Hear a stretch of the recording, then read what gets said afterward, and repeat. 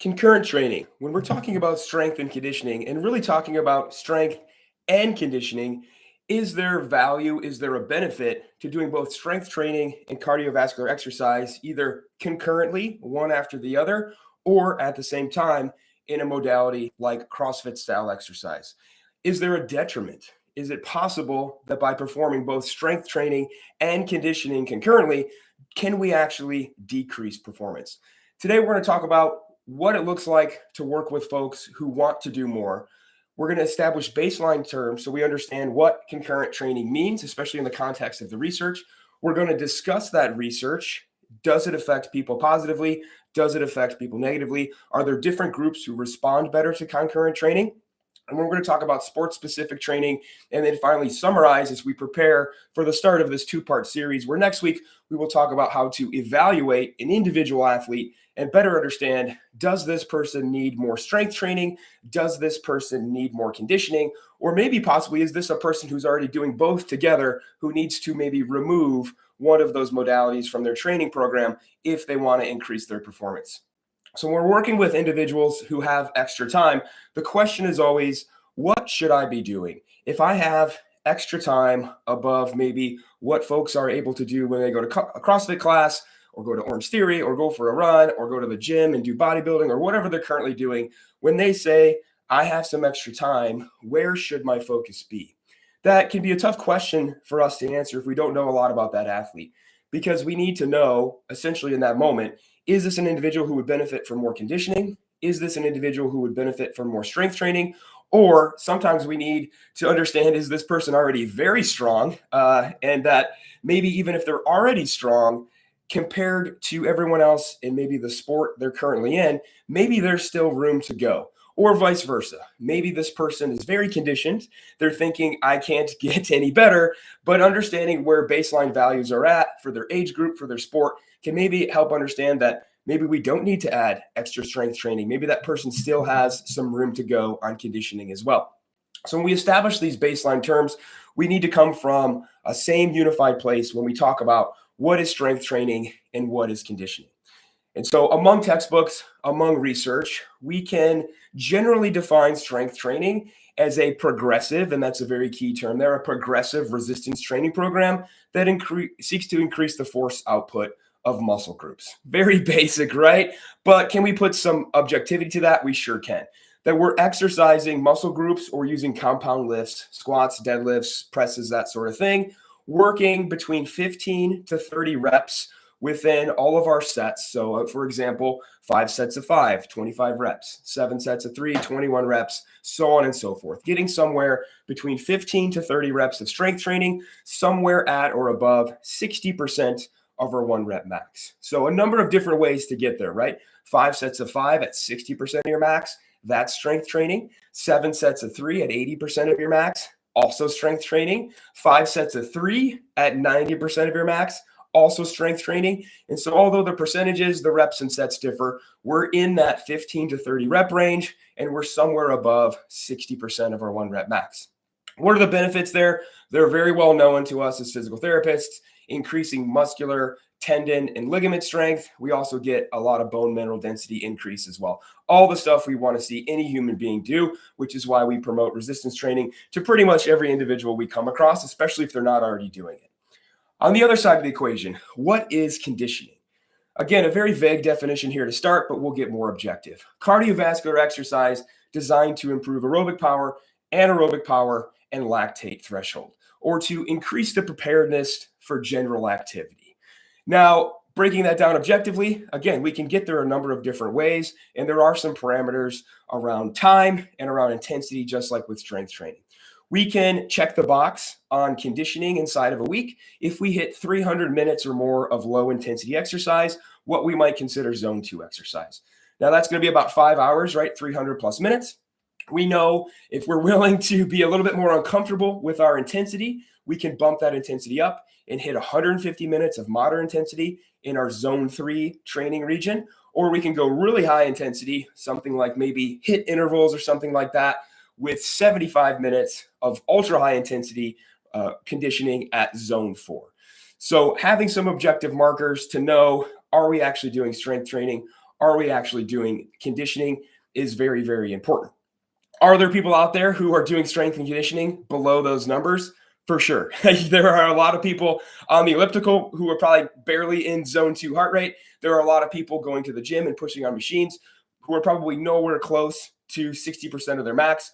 Are they truly building strength? Are they truly improving their aerobic capacity? Maybe. It's subjective, right? We don't know where that person lies as far as is that actually challenging for them or not.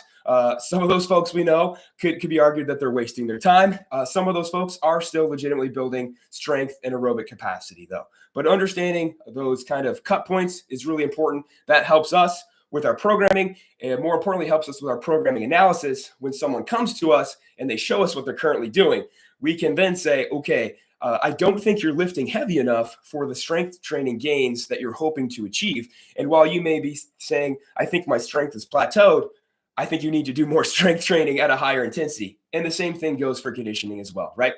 So before we move on to talking about some established benchmarks of what is strong and what does the research say about concurrent training, we're going to pause. I'm going to introduce myself. My name is Alan. I'm happy to have you here on the PTNI's Daily Show. It is Friday, which means it is Fitness Athlete Friday, the best darn day of the week. We talk all things strength and conditioning, CrossFit, endurance sports. If you're working with an individual, a patient or client who is recreationally active, Fitness Athlete Friday is for you. We have a whole series of coursework for you on managing the fitness athlete, whether that person is Olympic weightlifting, powerlifting, bodybuilding, CrossFitting, Orange Theorying, whatever, our coursework is for you. You can check our live course out this weekend, November 9th and 10th, up in Milwaukee, Wisconsin with Mitch Babcock. And then Mitch will also be on the road. This will be our last Fitness Athlete Live course of 2024. Mitch will be in St. Petersburg, Florida, December 7th and 8th. That's going to be an awesome time of the year to not be anywhere in the north. I'm sure we'll have some cold rain, indoor snow by that point. Joining us online, our next level 1 course begins January 20th. That is an 8-week guided synchronous cohort with myself, Mitch Babcock, Kelly Benfey, and Guillermo Contreras. That takes you through all of the major lifts, all of the research supporting them, introduction to programming, a lot of great stuff to set up a really solid foundation for helping this population of patients. And then our level 2 online course taking you deeper into the weeds of programming, advanced Olympic weightlifting, advanced gymnastics. That begins January 26th. You must have taken Fitness Athlete Level 1 to take Fitness Athlete Level 2. Okay, so can we, or maybe we should phrase the question, should we strengthen condition at the same time? So let's talk about the concept of concurrent training, and let's talk about some research. So concurrent training is this idea that performing strength and conditioning either in the same training session while you're at the gym, right, doing some strength training and then maybe running on the treadmill or something like that, or maybe breaking it up even within the same day, doing some running in the morning and some strength training in the evening, or inside of the same week, right? Having Monday, Wednesday, Friday, strength days, Tuesday, Thursday, Saturday, conditioning days, whatever. Any of those would be considered fair game for a concurrent training programming style. This has long been criticized in the strength conditioning community. I remember going through undergrad, which was a very NSCA-rooted program, National Strength and Conditioning Association, basically preparing us as exercise physiologists to be able to run the lab side of a sports team, stress tests, DEXA scans, bod pods, that sort of stuff, but also teaching us how to run the programming and the strength and conditioning side of the equation for a sports team as well. And so almost all of our textbooks were from the NSCA on reading EKGs and doing stress tests, the strength and conditioning textbook on how to program and periodize training for athletes. And in all of those books, it was taboo to even entertain the idea that somebody would do strength training and then transition in the same session or even in the same day to do conditioning, or vice versa, starting the day or starting the session with conditioning and then finishing with strength training. It was very much said, and it always kind of bothered me, there wasn't a lot of research to support it, that if you did both, you were wasting your time. There was no possible way that you could get strong and fast simultaneously. You must choose, right? There's a fork in the road and you must choose. You should not do both. You will waste your time. And it was even kind of teased is this looming darkness in the background that if you did too much of it, you could find yourself actually, despite going to the gym on a regular basis, getting slowly weaker and slower at the same time. And again, it always kind of bothered me that there wasn't a lot of evidence. I'm like, who are all these people who are going to the gym 6 days a week who are finding themselves slowly decaying despite exercising for several hours a day? I have anecdotally, I haven't met that person. And it was never really explained the research behind any of that.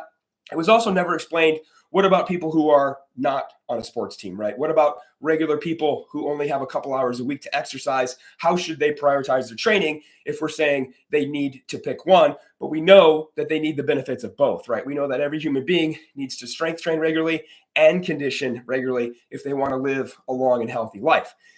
Also, what was not discussed in that time frame was the rise of CrossFit that was happening along the same time and kind of throwing concurrent training out the window, of saying we can move barbells to get our heart rate up and we can show that people are getting both stronger and faster simultaneously.